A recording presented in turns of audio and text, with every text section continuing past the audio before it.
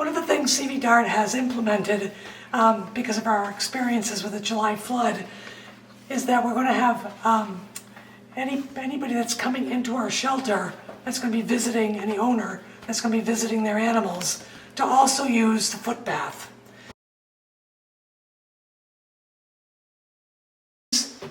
Litter boxes make wonderful foot baths. They're already waterproof, generally big enough for most people's feet, and very easy to clean afterwards. But this is just the reservoir to put our cleaning product, which is Kennesaw, and all the teams in Vermont have at least 1 gallon of Kennesaw, and the preferred mixture is a 1:16 ratio. So that means 1 ounce of Kennesaw for every 16 ounces of water. So that means this gallon of Kennesaw mixture that I have is 128 ounces, so I put in 8 ounces of Kennesaw. Precautions you want to take when you are mixing your Kennesaw is this stuff is pretty caustic, so please make sure you wear some sort of goggles, some sort of coverings for your eyes. You also should probably put on some gloves, because it can do some funny things to your skin. If you're somebody who has a lung disease or are an asthmatic, some people might feel that even dispensing safely a very small quantity might be offensive to your lungs, so you might want a face mask. So when you're mixing the water and the Kennesaw, you always want to put the water in the container first and then add the chemical. That's kind of cut and dry for everything. So if we're going to set up this foot bath, we are going to put it in the entryway leading into whatever room is your isolation room. Be a different area. Ideally it has walls and it would have a door in an ideal world that seals. Ours currently has a shower curtain, and that might be what you have. It still is a separated area where animals could be, and I'm going to put our foot bath right outside the door. Then take your Kennesaw eye protection, and we are going to go close to where we're pouring it so we're not splashing anybody.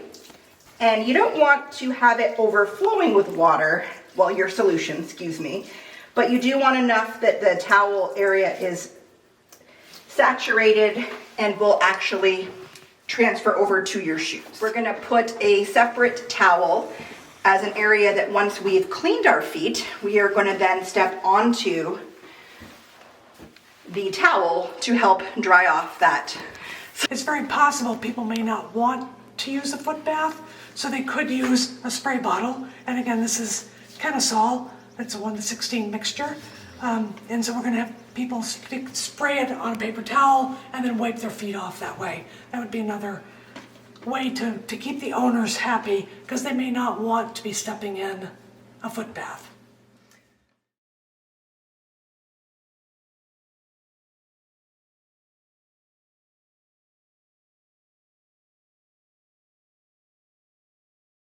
So we're going to continue by showing how to don PPE to go into the isolation ward. So everybody might have different types of gowns. I'm going to demo one that is a disposable plastic gown as opposed to a reusable gown. And mine happens to have thumb holes. So everything as it unwraps will have a neck hole if it's a plastic gown, or it'll have string ties. So your head goes through the hole, as one might imagine. And you just slide your hands down the arms, and I have thumb holes. Because I can't do things with gloves on, I am going to take my ties, which come on every gown, and reach behind my back and tie myself in. From there, I'm going to go ahead and take my gloves, because once your gloves are on, you can still function. I'm kind of gripping the thumb hole as I put my hand in. And that way it won't give me trouble. I'm just going to slide my glove around the whole part of the gown so that I don't have any big gaping holes, as sometimes you do. Doesn't matter which one you do first, personal preference. I'm then going to put on a hairnet, presuming that we do have an infectious disease that is of a respiratory nature, so like a cold in a cat, or pneumonia in a dog, or maybe kennel cough. That's respiratory, so their coughing spreads those little aerosolized particles. I'm just opening this guy up, starting at my front, And you do want to make sure if you have long hair that your hair is tucked in there. Whether your ears are exposed or not is really just your preference. If I was going into a respiratory room, I would also put a face mask on because I don't want anything being on my skin and then going to another animal later. But if it's not respiratory, you don't need a hairnet and you don't need a face mask. You would still have the gown and the gloves. So we are going to go into our isolation room using the foot bath that we demoed earlier, setting it up. So I'm going to go around the dry towel to wipe your feet because we're going in. And I happen to have flip-flops, which some of our owners may have. So we got to work with what we have. So I'm going to go around the towel and I'm going to have my door ready to open, but step in through our foot bath, making sure to get the soles wet. And on the other side of the door is a towel that I'm going to step onto to dry off the Kennesaw solution. So I have now entered into our isolation room. I would then shut my door behind me so I don't let any of the germs out. And then I'm free to go in and see the patient that we are caring for in our isolation ward. When you're taking off personal protective equipment, so the PPE, you want to take off your dirtiest item first. So in that case, it's your gloves. That's the most dirty thing we've touched. So we're going to grab the wrist part, so below where the cuff ends, with whatever hand you want. I'm right hand dominant, so I always start with my right hand gripping. I'm going to pull, so I'm only on the dirty part of the glove. Pull my hand out, so my glove is now inside out. That's still in this hand. And then I'm going to take my finger and go underneath the inside of the wrist of my other glove, so it's clean inside. And I'm going to again pull those off, so all of the inside of my glove is now on the outside, and I haven't touched anything dirty. That would go into my ideally covered trash container I have in here. Go ahead, so I'm just gonna and take off our gown, which is our next dirtiest item. So to do that, I am going to go ahead and reach inside the neck of my gown so it's clean inside. And I'm just going to rip away from me because it's plastic. And as you are rolling it inside itself, you rip, and then you essentially just pull your arms out and everything that was again inside is now outside. I roll it up in a little ball, and again, trash can. If I had like a mask on or eyeglasses, we could take those off. I have a cap on, so I'm going to again grab kind of inside my cap and just literally pull it off my head. It goes in the trash. I now am clean apart from my feet. Again, I'm opening the door at this part, and I'm going to step back through my foot bath, making sure I'm kind of hearing that little squish. And then I'm going to step onto a clean towel that's been laid out in front of our doorway that's going to dry off my feet before I can then go into the rest of the shelter. Of safety, we're going to use a wall to help balance while we're putting our booties on. But holding open the booty, just going to do one foot. It comes right on. And then just do the exact same thing on the other foot. Alternately, I'm going to show you guys really quickly a different kind of booty you might have, which are potentially reusable and plastic booties. Same thing applies, but instead of our blue booties, these happen to have an elastic on them. So I'm just going to open the elastic, same thing, put my foot through. Take our other gown, which is a water resistant, but not waterproof. Slide your arms down.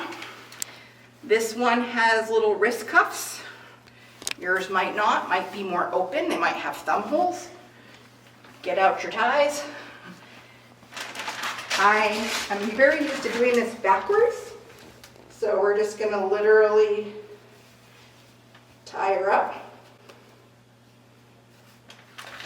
And then on the front of this gown has the very long tie that likewise will come across the back. We are clean on this side of the isolation room. The rest of the PPE is exactly the same. I'm not going to put it on again, but we have the gloves and potentially the face mask, eye shields, and hairnet, depending on what type of disease you are concerned about.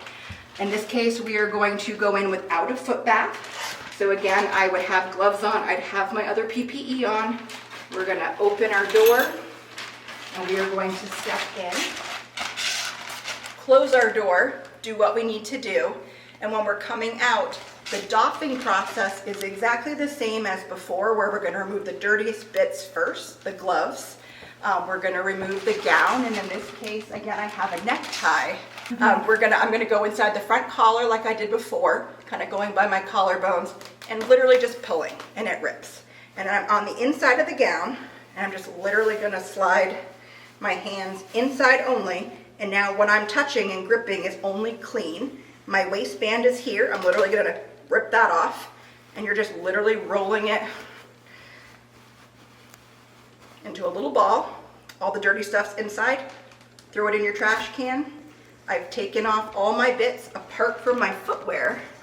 And again, booties are typically all disposable. These ones you potentially could reuse. But what we're gonna do, I'm gonna start with my right foot, is I'm gonna brace myself on my door jamb.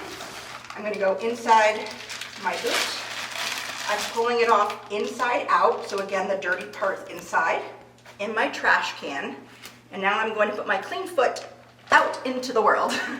And then again, hold on to my doorway as I reach over, was it bad? Reach, and drop that off. Close our door.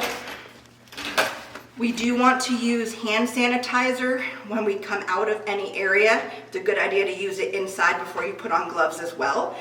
And that would be how you would use booties as opposed to a foot bath. Another thing you want to do, if you are using a foot bath or you are using booties, is you may want to also tape off or section off what I'm going to call a clean area. And that area is where nobody else has come in and stepped, and it's going to be cleaned with kind of salsa, spray it on the floor and wipe up your floor. And you could, in this case, we just put a gate here. We could use duct tape or painter's tape to put a square in front of the door. But it's a clean area that we would use to, again, keep down the amount of germs that could be passed from animal to animal.